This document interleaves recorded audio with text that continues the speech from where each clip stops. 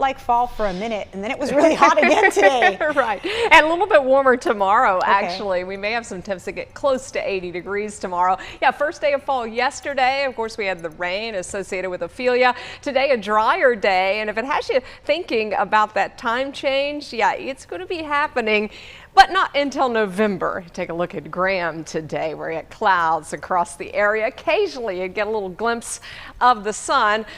And again, most of our easternmost communities had a lot of rain from Ophelia.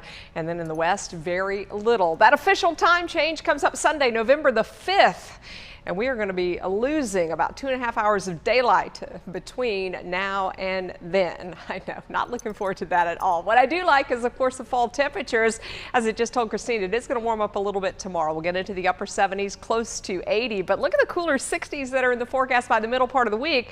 And then we've got some showers returning as well. Should be dry tomorrow, but by Tuesday, Wednesday, and Thursday, at least a small chance of rain. You've got 79 right now in Burlington, 78. Those were highs today, and 77 officially at PTI Airport. So actually these numbers are real close to our average highs for late September. We're already seeing the numbers drop this afternoon. 74 in Danville, 61 in Galax. There, of course, is what's left of Ophelia and all the rain associated with that moving away. Rainfall totals over 1/2 inch in places like Burlington, Greensboro, even close to an inch in Reedsville from yesterday. Also saw some 2 to 3 inch totals down there just east of I-95. Pretty quiet out there today. There's some clouds to the west. Those will be moving in, so expect to wake up to some clouds and some fog tomorrow morning. Temps will be kind of cool in the mountains at 53, 60 in the Triad. Hour by hour forecast doesn't show a whole lot of sunshine. You can see the clouds are thickest in our westernmost communities, and they stay fairly thick off and on throughout the day. Partly sunny, we'll call it, maybe mostly cloudy. High temperature up close to 80 degrees with a light northeast breeze tomorrow.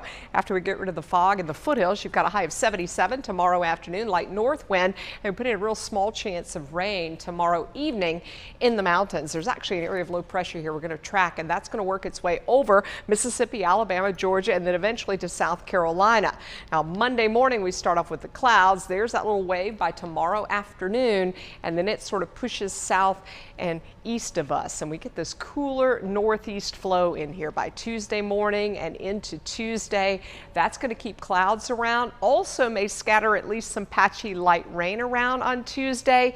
And yeah, that pattern really just holds tough all the way through Wednesday and into Thursday. So we'll have small rain chances. I don't think we're going to see a lot of heavy rain, but we at least have some rain chances around for this week.